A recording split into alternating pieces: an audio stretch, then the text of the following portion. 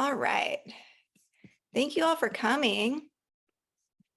If you don't know me, my name is Dr. Crystal Heath, and I really hope that this talk inspires you all to get your perspectives out there in print.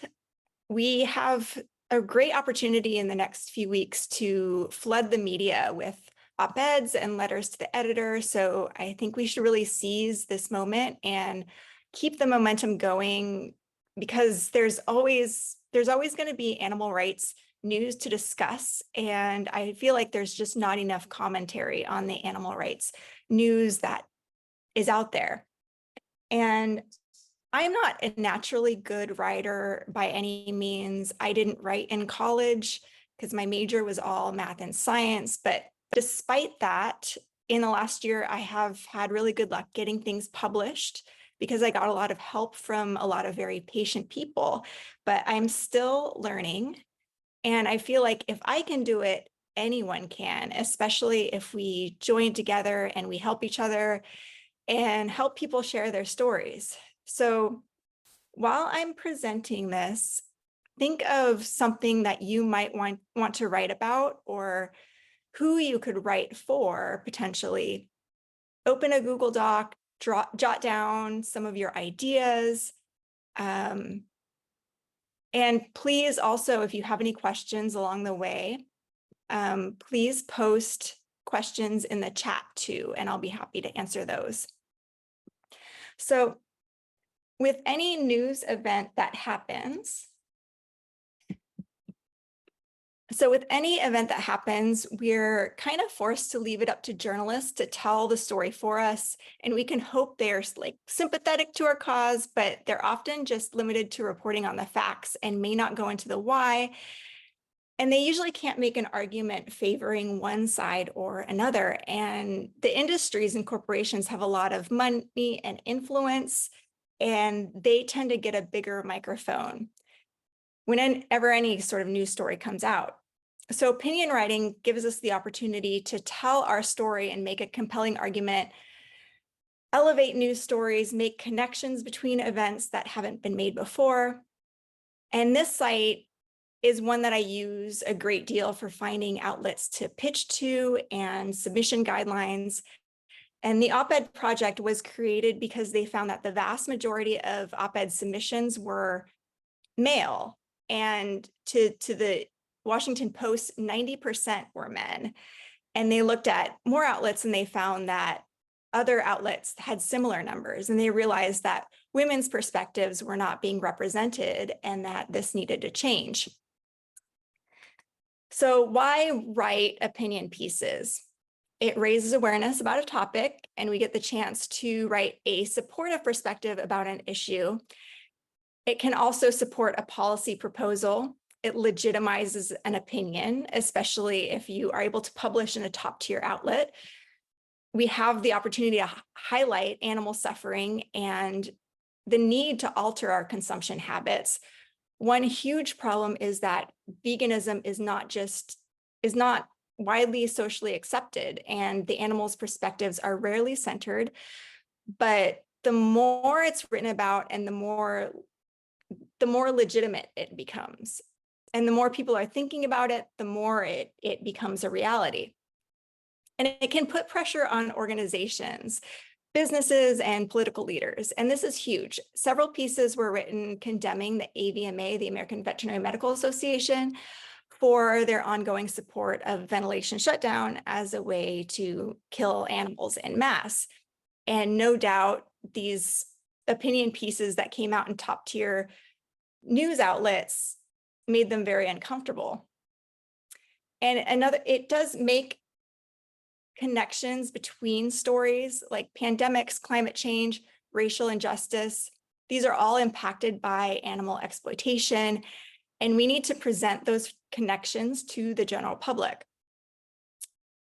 And it's a published piece that we can reference later when we pitch to media. It's something we can build on and present to journalists who are writing other stories, and it can strengthen our legitimacy.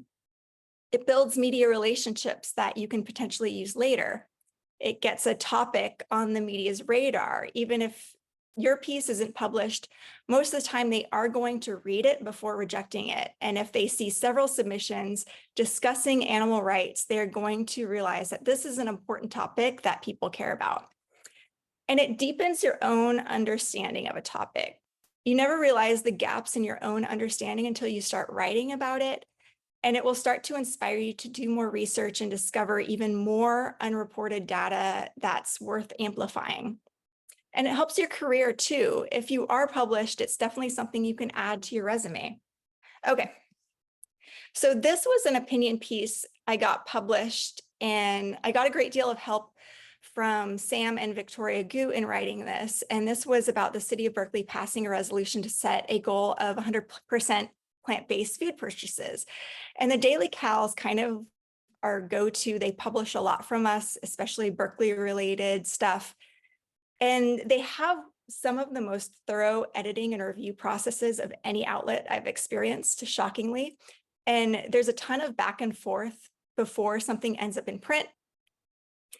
And yeah, there's a ton of media attention about this story, but it was also a great opportunity to criticize the veterinary profession in this particular piece for facilitating the expansion and growth of factory farming. And the veterinary profession, in theory, supports One Health, the idea that human, animal, plant, and environmental health are all interconnected. But I got to say how this resolution is really in line with the true goals of One Health. And I got to say how the industry wields unjust influence over our political system, judicial system, and our personal dietary habits, and how it took activist pressure to make this happen. So just angles that normally wouldn't get reported by the media. So where do you start? We all might be thinking about the Utah trial right now. And it's important to link this to other events that are happening in the world. And does anyone, you can post in the chat, does anyone have any ideas of stories that we could potentially connect the Utah trial to? If you have, please post in the chat.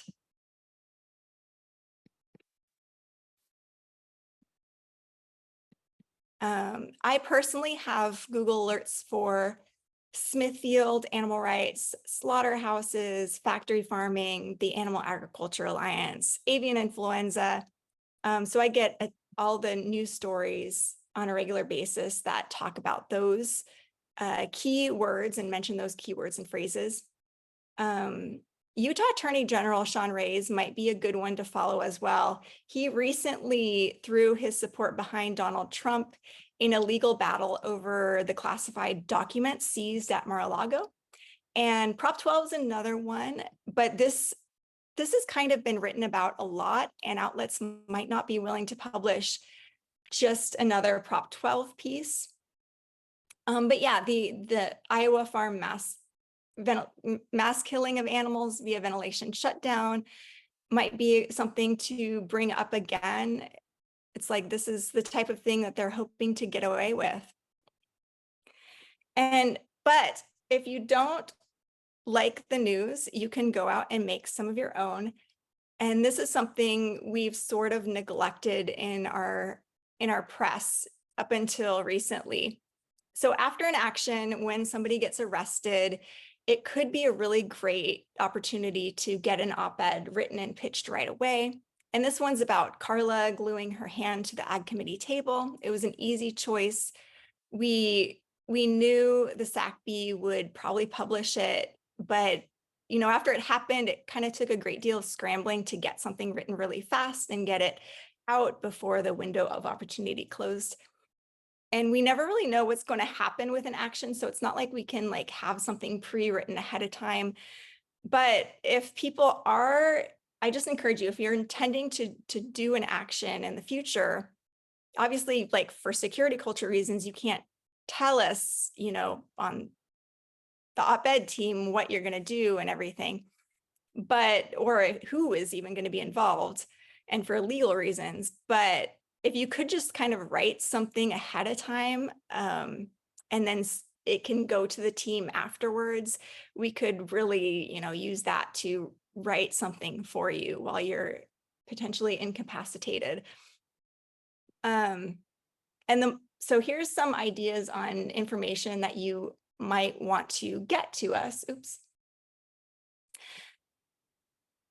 So these are questions you might want to make a Google Doc and answer for yourself. Where you're from, what your pronouns are, where you live, when you moved there, anything interesting about your background or heritage, your occupation, your education.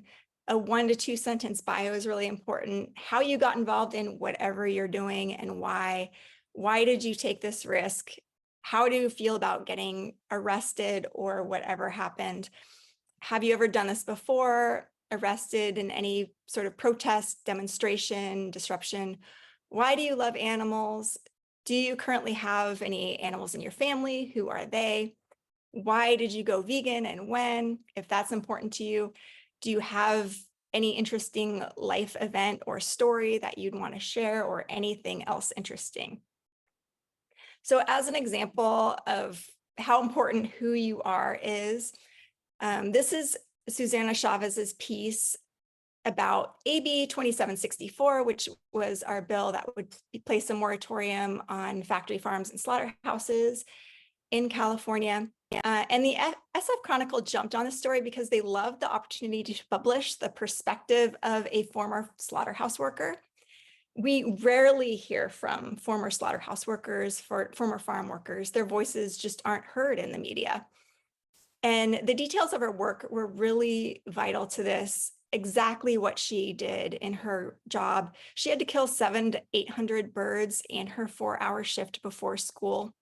She also has grandchildren and could not imagine them having to do this work or anybody else's grandchildren. And she talked about how her coworkers resorted to drugs to cope with the stress of the job and how her boss's wife had black eyes, just kind of telling a story of the violence that comes from this sort of work. And these details were vital to making a really compelling story. And so when you submit an op-ed, you always send them a short bio that's 1 to 2 sentences. And Susie says that she was born in Mexico City and moved to California as a teenager. She's an elected member of core leadership team of Direct Action Everywhere, a global grassroots network with the goal of achieving revolutionary social and political change for animals in 1 generation. So it's great to have that whole bio listed in the SF Chronicle. So think of somebody you know who would be really great as an author for an op-ed and help them tell their story, and the op-ed team can totally help with that. So making new connections between stories. Can you link a few news stories together to tell the story and make an argument? This is what I did in the Fresno Bee op-ed. I talked about a study that was published that showed some of the highest levels of air pollution came from CAFOs and affected primarily marginalized communities in the Central Valley. I also talked about the emergence of avian influenza and a new study that came out of Harvard that showed that we could save billions by working to prevent the next pandemic. And the authors of this study stated how factory farms are incubators for the next pandemic. This bit of info was buried in the press about the study. I had to dig in the study to find this amazing quote. So it was great to be able to elevate that quote from the research. And I also talked about how the factory farm moratorium proposed in Iowa and compared it to our own bill that we introduced in California, AB 2764. And just said, how California is lagging behind Iowa in this regard. So why should readers trust you? This is something to consider when you're writing. Can you provide evidence for what you say?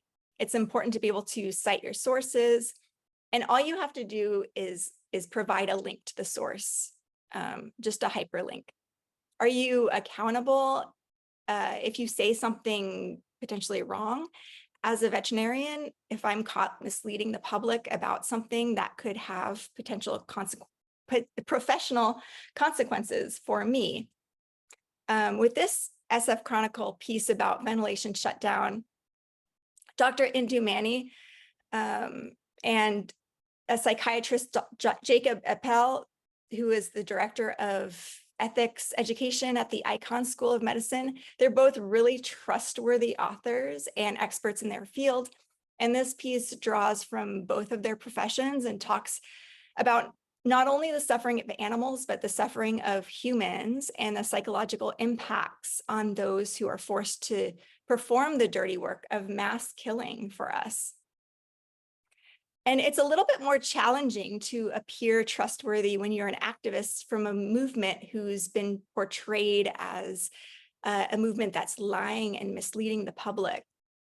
And you're facing criminal charges on top of that. And this is a piece from Matt Johnson. So why would the Des Moines Register publish anything from him? He's facing felony charges for breaking the law and has a history of misrepresenting himself on TV. Why should they give his views and his extremist views a platform? But taking a personal risk and risking your freedom to bring these facts to light, I think adds some credibility. He was able to back up most of what he was saying with links to articles that the Des Moines Register previously published about mass killing using ventilation shutdown and ag-gag laws. And it also helps that he's just a white man from Iowa too. So can you back up what you say? Are the sources you link to trusted? Try not to link to just PETA or HSUS. Scientific papers are great. Try more non-biased media outlets. If you are discussing someone's opinion, especially if they're a politician or it's a story that hasn't been written about yet, you can link to a tweet. This is what I did in the Fresno Bee article. There was no story about AB 2764 written yet, and it wasn't even posted on the legislature's website, so I couldn't link to that. So I just linked to Adrian Nazarian's tweet about it, and they published that link to that tweet. And this is a chart of media outlets with those higher on the y-axis being more fact-based reporting. On the middle of the y-axis is more opinion, and lower on the y-axis is misleading or fabricated info. On the left side of the x-axis is more left-leaning content, and on the right side is more conservative content. So according to this, AP, Reuters, NBC, CBS, ABC, the New York Times, the Wall Street Journal are all more in the middle and considered fact-based reporting. So what's new and so what? Is your argument different, new, original, or providing new information on what has already been reported? What's compelling about it? Why will readers care? What does it add to the conversation? Why should anyone else care? How will others gain value from reading this? An example here is Karen Rubio's piece, and it centers around nothing new, California and its drought, and Gavin Newsom wanting people to take shorter showers and pull out their lawns. But she discusses the fact that only 4% of California's water footprint comes from household use. And she cites the respectable Pacific Institute and points out that meat and dairy production consume 47% of California's water. And she has a lot of other great statistics in this piece, and I refer to it on a regular basis for that. And it's definitely there's just a ton of value in this piece. So how do you treat the opposing view? We've seen the industry think that they can counter our arguments by simply saying that those people are extremists and discrediting us by saying they're with PETA.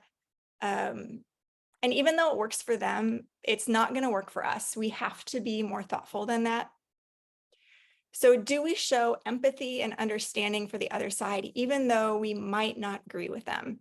Do we have a thorough understanding of the other side's argument? And you don't always have to do this.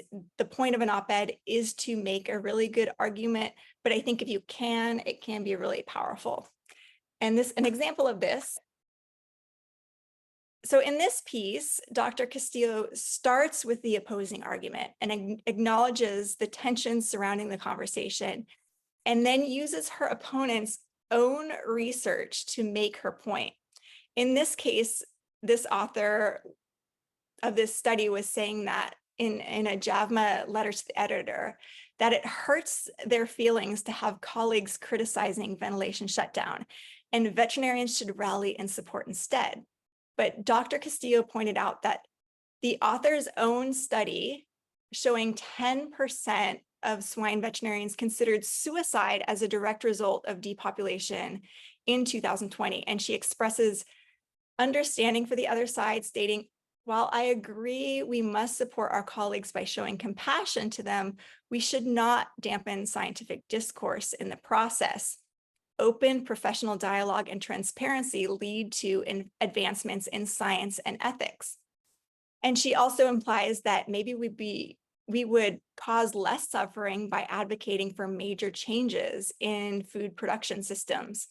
But simply saying that all vets should go vegan and that the profession should advocate for veganism might not have landed well with this particular audience. So this is the basic structure of an opinion piece, and some people might find this really helpful. This is the structure that most outlets are expecting, but it's definitely not set in stone. It kind of always stifles me to think about structure. I always start with sort of what points I'm trying to make. And it's usually because I'm triggered by something I read in the media. I'm like, I read this story and I'm like, I really want to make this particular point. And then after I've sort of filled in my middle, then I write my lead and my thesis and my conclusion after that. I tend to personally prefer a more implied thesis. When I usually write something, I'll send it to my sister, who's a really great writer, and she's always asking, what's your thesis? And I'm like, this is all bad and we need to change it. That's my thesis.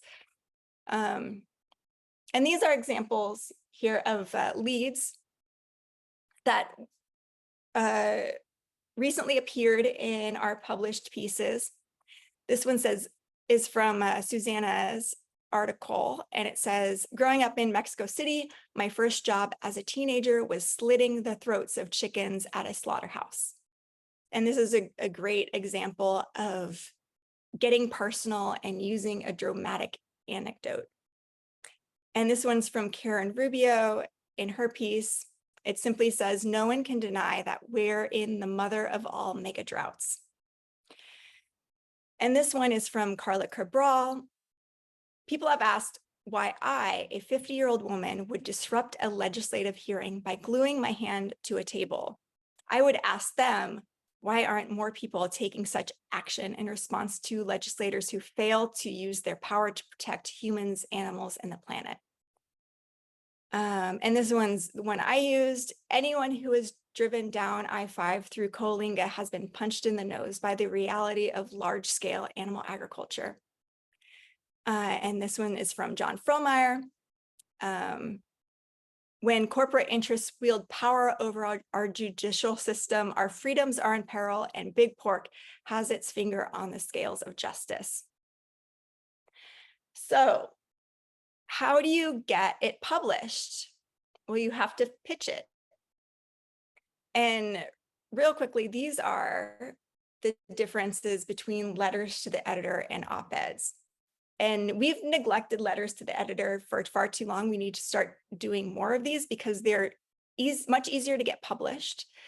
They are shorter, but the problem is they'll usually only publish them if you are responding to a story that the outlet already published. So you have to do these quickly and get them submitted right away after you read a story. But this is something that we should absolutely be doing, and especially anytime one of our stories gets published. There should be sort of an outpouring of supportive letters to the editor about the story. And op-eds are much harder to get published, especially in top tier outlets. They're usually 600 to 1,200 words. And if you keep it in the 600 word range, you definitely have more opportunities of getting it printed. Usually only the New York Times or the Wall Street Journal will publish these longer pieces. So how do you find an outlet? The top 100 outlets are places like the New York Times, Washington Post, Wall Street Journal, SF Chronicle, LA Times, SACB, and you can find out how to submit to them by going to the Op-Ed Project's website. But some of their info is really outdated, and I've made a spreadsheet with info on how to submit to outlets as well that I can give you if you join our Signal chat. These are the top millennial outlets, your BuzzFeed, Wired, Slate, Salon, HuffPost, Politico, the New York Public, the Daily Beast, The Hill, Vox, and then there's your local news outlets like the Daily Cal, Berkeley Side, or whatever town you're in. I'm sure they have a local outlet that you're aware of. And then there's the lower tier ones that will publish more things like Counterpunch, Sentient Media, Veg World, Vin for veterinarians.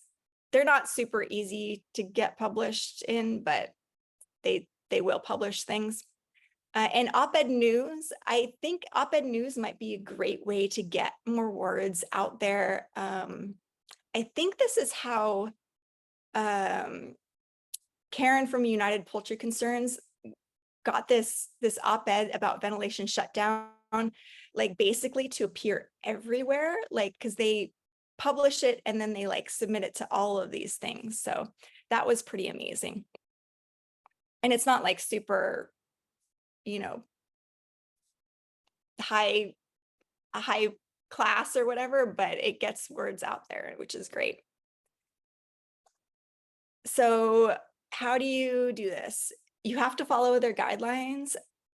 Once you pick an outlet to pitch to, so you have to know what kind of op-eds they generally publish. Are they more liberal, conservative? What kind of things they talk about? Are they more political, or are they more pop culture-y? What's the word count, which is super important. Do not go over the word count. So how do you submit it? Is it an email? Is it a web form? If it's email, then, you know, copy and paste it into the body of the text, into the body of the email. And you include your brief bio at the end of the piece and send it from an author's email. They want to know it's from the actual author and have a legitimate looking email address. And know what information they need about you. Do they need your address, your phone number? Do they need a headshot? They usually do, so send that along. And you have to craft a compelling subject line. And here are some examples that recently worked. This one's op-ed, Big Pork is tipping the scales of justice, and opinion, why I glued my hand to the Agriculture Committee's table. Open with a few polite sentences, letting them know who you are and what it's about, and if it's time to something in the news, like the upcoming trial in Utah. I don't always have to do this. Sometimes I've just put the op-ed in the body of the email and press send, and it's worked. One source said that you should include your name and word count at the top or in the subject line. And I've never done this before, but I think it's something worth doing going forward. And include your bio at the end. And like I said before, copy and paste the body, your piece in the body of the email.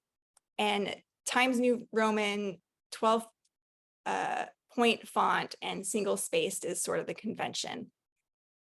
And check your email regularly and reply back as soon as you can if they respond to you. If you aren't somebody who checks your email regularly, or you're going to be gone for a period of time and you can't check it regularly, definitely assign this to somebody who can, like as you, and send it again, like from something that looks like it's the author's email.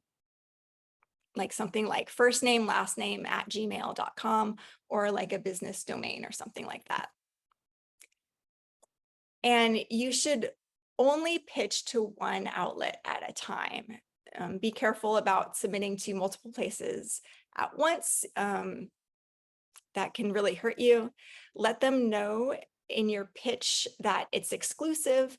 This is something that I read recently, but I have never done before, and I think I might do that going forward.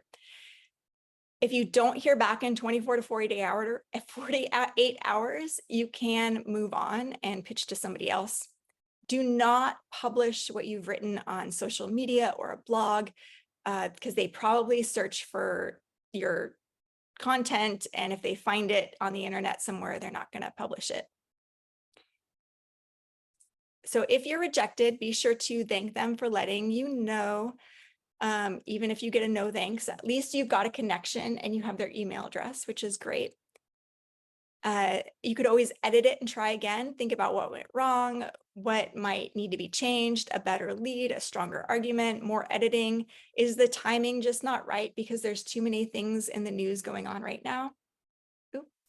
And then try other outlets. If might it need a new author, you might, find somebody who's more respected, or maybe a marginalized voice that needs to be elevated. How can you make it fit them? Save it for the future, because you can always pitch it to writers, not as an op-ed, but you're just talking to other writers out there, and at least you've kind of compiled a lot of sources and arguments, and giving that to somebody else who is writing stuff can really help them. So yeah, and for those writers who do publish on a regular basis, it will really help their work. So as an example of that, this piece was submitted to the Salt Lake Tribune and the Deseret News, but it was rejected. And the Salt Lake Tribune said that they didn't want to print anything that was too one-sided, which is an odd thing to say because opinion pieces are supposed to be one-sided. And so I was supposed to sort of rework it and pitch it around, but I wasn't really told the reason why it got rejected. So I kept kind of putting it off, not really knowing what to do with it. And then I'm finally like, well, I have to just do something with this. So the only thing I did was made a better lead. So I added the quote from Dr. Basu that says, when it comes to power, no one dares stand up to the pork industry, not even the US government. And then I added the first sentence, when corporate interests wield power over our judicial system, our freedoms are in peril and big pork has its finger on the scale of justice. And I also added the title, Big Pork is Tipping the Scales of Justice in Utah. And outlets usually put their own title, so they don't usually go with the one suggested, but they decided to go with this one. And I think it worked because I made it very clear what this was about. And you've got the appeal to authority with Dr. Basu, sort of lending credibility to what John was saying. And within a few minutes, the editor emailed back and said that he was going to publish it that weekend. So sometimes you can get published by an outlet who previously rejected you. So I think it's super important to get a dedicated group of people together reading and writing. And that's my goal for this, to find people interested in writing and helping each other. Even if you've never done this before, you can do it. A lot of people have said I'm really good at speaking, but I'm not good at writing. I've listened to your speak outs. They're amazing. We just need to put those in text form and they can go off as letters to the editor. You can do it. Honestly, with just a little help from everybody else working on grammar and stuff, we can totally do this. So it's really hard to give your writing to somebody and get feedback because you feel really vulnerable, you'll be judged for who you are, your ideas, and how smart you are even. And we all have a desire for feedback to learn and improve, but this whole feedback culture is getting really toxic. it's become really popular to kind of adopt the identity of someone who accepts feedback well, but oftentimes that just kind of means nodding and taking it when like some narcissistic leader is giving you feedback that's just cruel or hurtful or mean or not productive. And it's just not valid feedback because they kind of lack the expertise to give it. But if we give, and then there's this like huge problem of like, you give feedback on their feedback, and then they just say, you're just not good at accepting feedback. So like, that's really problematic. Let's not create that situation. So in the past, I've gotten feedback that was so mean and hurtful, it just like sapped my will to try anymore. And this is consistent with the data that 30% of feedback interventions actually hurt performance. And I've since learned to just not give my work to these people who kind of give cruel feedback. And I've made connections with really successful writers who demonstrated how to actually give productive, unhurtful feedback. And I've learned that when people are hurtful, it just says more about their own insecurities with themselves, and it's not actually a judgment of you and your worth. So our goal here is to get as many of our words in print as possible. And this isn't school where we have to like teach people lessons or where we are like teaching people to like do work themselves. Our job is to get this thing out there as fast as possible and not just like make somebody do more work. So be supportive and understanding and tell them what works, fix grammar, offer suggestions for wording something, suggest new sentences and phrases, you know, even whole new paragraphs. Just be nice and, you know, be helpful. So after an opinion piece is published, the media outlet will post it on Twitter, and Twitter is the most frequently used social media platform by journalists. And it's super important that we retweet it, like it, comment, etc. It lets them know that people really care about this story, and hopefully they'll be more likely to write about it in the future. Other journalists will also kind of see the engagement and might be inspired to look into this story as well. If they realize, you know, animal rights stories, animal stories do really well, they're going to publish more of those. So if you're interested, join our Signal chat here. I hope to see many of you on it. opedchat.arthonor.org is the short link. You know, please, it's like super fun. I'm not like somebody who likes crowded social things. I'm an introvert, and I really feel like there's not really a good space in activism for somebody like me who likes to just sit quietly and read and research stuff and talk about ideas with other people when everybody else is like party and demonstrations and protests. But if you're like me, or even if you're not, like and you want to be part of this sort of different thing, like please join. It'll be super fun.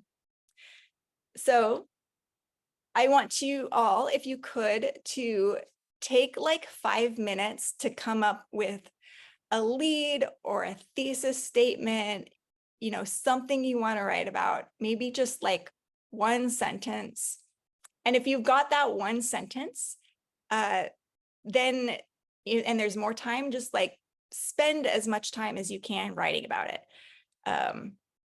So I'll just shut up for like 5 minutes. If you all could write something, if you feel like posting it in the chat, that would be amazing. If not, that's cool. You could also, you know, take this time to join the Signal chat if you're interested. But yeah, I'll just give 5 minutes to do that, and we'll check back at 10:46.